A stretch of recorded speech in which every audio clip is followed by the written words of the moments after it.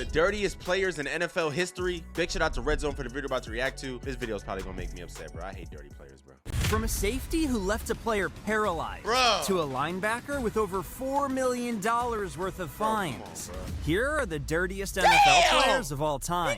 First up, we have future Hall of Famer Steve Smith, because in 2002. What? He's this. Wait, I'm not gonna keep pausing, but really quick, I met him at the Super Bowl. He was a really cool dude, man. We met at the Gatorade party, bro. He seemed chill. I didn't know he was disrespectful. Teammate Anthony Bright. During training camp that season, the two receivers got into a fight, and it ended with Smith breaking Bright's orbital bone.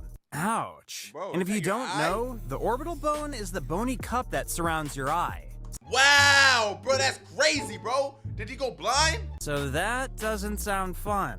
But Smith wasn't dirty at all compared to number 9. Richard Sherman. That boy because was Sherman dirty, wasn't just dirty on the field. Well, I don't think he was dirty. He was dirty off the field as well. His toxic choice of language even had reporters afraid to talk to him. Just ask Skip Bayless. Okay, maybe Skip Bayless won't admit it after being roasted by Sherman during a 2013 episode of First Take. Yet, Skip Bayless isn't anywhere near as scared of Sherman as former 49ers receiver Michael Crabtree is. Why? Because during a heated battle between the Seahawks and the 49ers in the 2013 NFC title game, Sherman shut down Crabtree in the game's closing moments. Wow. As if a heartbreaking playoff loss wasn't enough, Sherman wouldn't let Crabtree forget about it. Following the game in an interview, sheesh.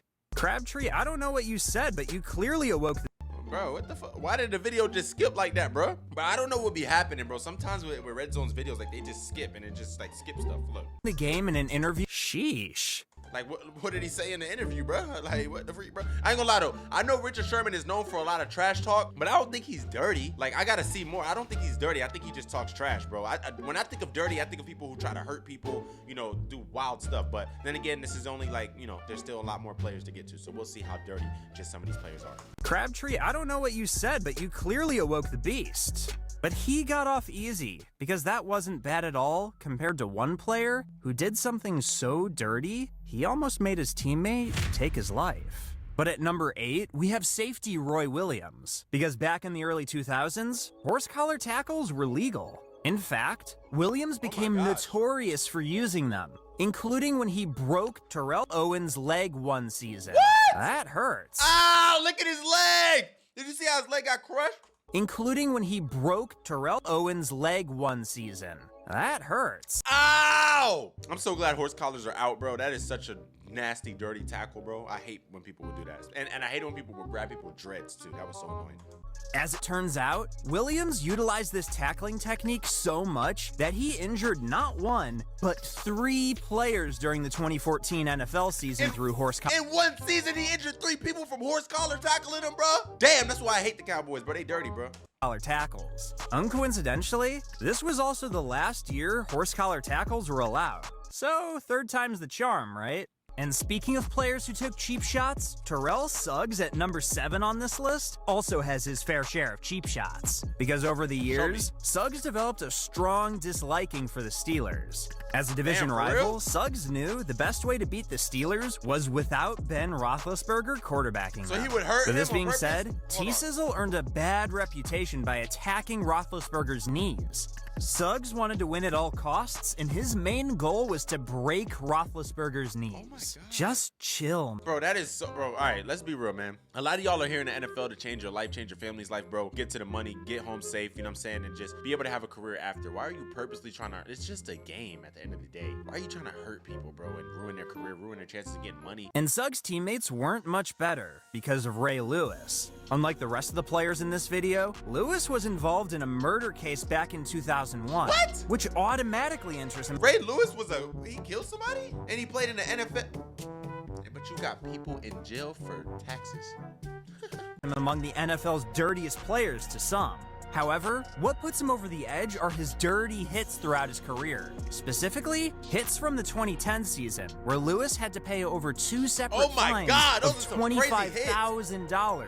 And to make matters worse, Lewis was already 35 at this point. What more do you have to prove still? But Nah, don't ever say that, bro. Lewis was a beast, you know what I'm saying? Doesn't matter his age, he was very motivational. You know, I don't know if y'all remember, I think it was Madden 13 when he would start that intro, he was sitting down in the locker room. Ooh, Boy, that bit was legendary. I don't know if y'all saw it. Y'all know what I'm talking about? I'm gonna play it real quick. Hold up. I'm not gonna play the whole thing, but look, this is some of it.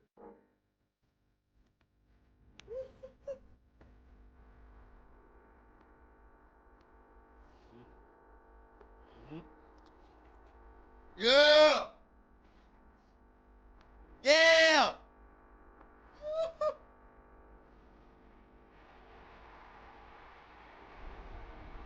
Yep. Walter and Jerry had their heels. Never been. Woo-hoo!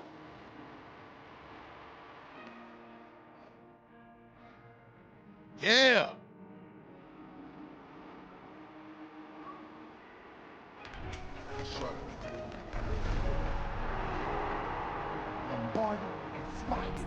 Telling you, bro, that dude was legendary. It gets even crazier, but I'm not gonna waste y'all's time, man. We're trying to finish this video, but I'm telling you, bro, that boy Ray Lewis was different, bro. So don't ever talk about his age, all right? Even at 100 years old, he's still gonna be like that for sure. Players get dirtier and dirtier because Rodney Harrison always played as if he had a chip on his shoulder. For real? And my man was voted as the league's dirtiest player in both 2004 and 2006. Wow. Hold up, why are we recognizing the league's dirtiest player again?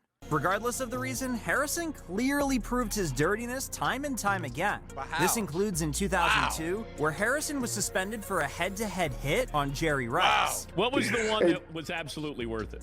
Oh, Jerry Rice. Jerry Rice did that slant, and I got a chance to hit him. And I'll tell you, Dan, I would have spent $500,000 on that just to get a chance to knock his freaking head off.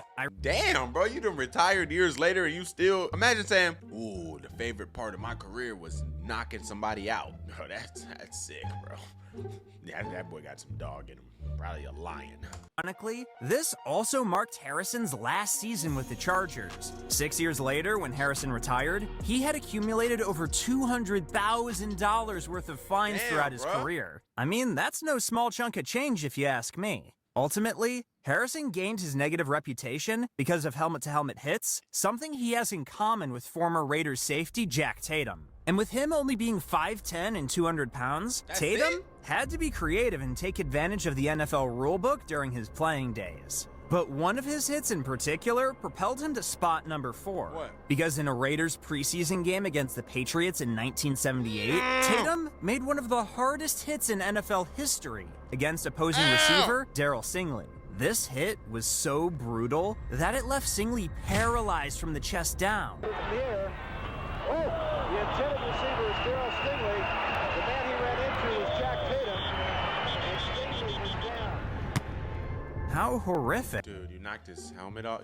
He knocked people's helmet off and he left someone paralyzed. Like, how do you feel, bro? Like, how is your conscience? You know what I'm saying? Like, how do you go through day-to-day life for the rest of your life, walking and driving and standing and running and jogging and playing with your kids, knowing that you caused somebody to be paralyzed forever? Damn, that's a guilty feeling right there. It's no wonder the helmet-to-helmet hit is now illegal. Following Tatum on the list is the dirtiest defensive lineman of all time, Richie Incognito. Believe me, earning this title is not easy. But when you did what Incognito did in 2008, it's not a surprise that he's gained such a bad boy reputation. Because during this season, in a game against the Redskins, Incognito committed an infraction on 3 different occasions. The first infraction was a personal foul for getting into an altercation with an official, while the second infractions stemmed from a chop block and a face mask penalty. Wrong move, dude. Committing 3 infractions in the same game is a pretty dirty move, but not quite as bad as how he treated his Dolphins teammate Jonathan Martin in 2012 and 2013, because according to Martin, Incognito continually harassed him and sent Martin some pretty concerning texts to the point where he dealt with anxiety and depression before leaving the team. That's some messed up stuff. Turns out, Incognito was dirty on and off the field. Yet, it's hard to argue that he was dirtier than the Buccaneers defensive lineman, Ndamukong Suh. Wait, really quick, what can you text to your teammate to make him depressed? And like, that's weird, but what did you say to him, bro? And the fact that you're able to do that through text, like, that's crazy. Also, look at this picture. Why is his eyes closed? I thought you gotta leave your eyes open all the time when you play football.